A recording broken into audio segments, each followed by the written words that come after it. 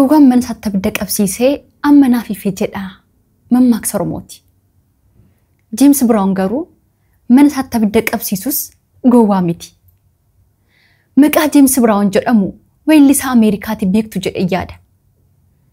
James Brown mana isaatti abidda qabsiisee kun garuu isa miti. Kun kan biyya UK'ti. James Brown hoggaa lama mana isaatti abidda qabsiisuun amanuudhaan hidhaan itti murtaa'ee jira.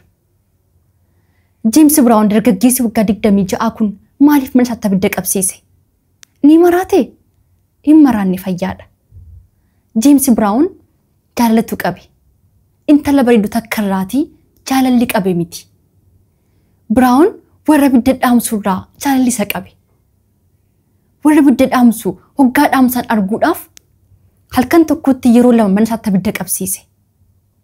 Warra abidda dhaamsu abidda dhaamsuun hojii isaaniiti.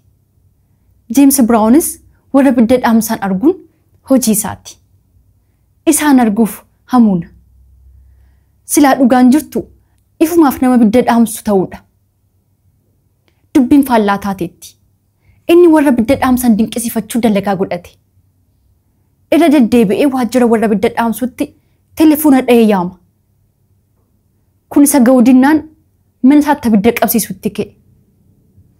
Hoggaa dhaamsan laaluudhaaf jechuudha. Galgala tokko tuunna abidda dhaamsu egaa abbaan manaa telefoonaan yaamee booda dhufe. Akka inni himetti qaanqeetu haada elektirikaa irraa dhufaa ture. Huccuu isaatiif huccuu sireetti abiddi qabate. Warri abidda dhaamsu qaanqee mul'atu dhaamsanii haada elektirikaa adda baasanii deemani.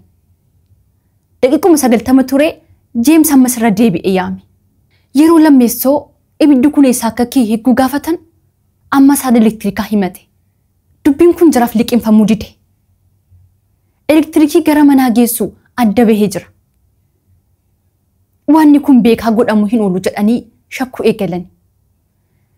James Brown hegguu jarri abidda dhaamsuuf batachan waraabee jira. Waanuma akka gaariitti gammachuu qabu fakkaata. Dargaggeessi umurii 26 kun baatii 12 keessatti warra abidda dhaamsu yeroo 80 waamee jira. Brown lubbuu isaa balaarra buusuu fi dantaa dhabuudhaan laaluu isaatiif badii lama qabaachuu isaa amanee jira. Ati silaa nama abidda dhaamsu taata. Tajaajila abidda irrattis fedhii yeroo dheertuu qabda. Tun maraatuudha. Jechuun daanyaan Robert Adams jedhamu dubbate. Fedhiin kee guddoon abidda qabsiisuu warra abidda dhaamsan quunnamuu fakkaata. Qabeenya warra abidda dhaamsan kan silaa waan birootiif oolu qisaasta. Akka irraa baratti abdiin qaba. James Brown baatii tokko dura yakka bara 2023tiif sa'a 150 kaffaltii malee akka daragu itti murtaa'ee jira. Hidhaa baatii 8s itti murtaa'ee jira. James Brown garuu amma hin hidhamu. Yoo waggaa lama keessatti badii dalagee mana hidhaa seena. Abukaatoon isaa akka jedhetti haalaan gaabbee jira.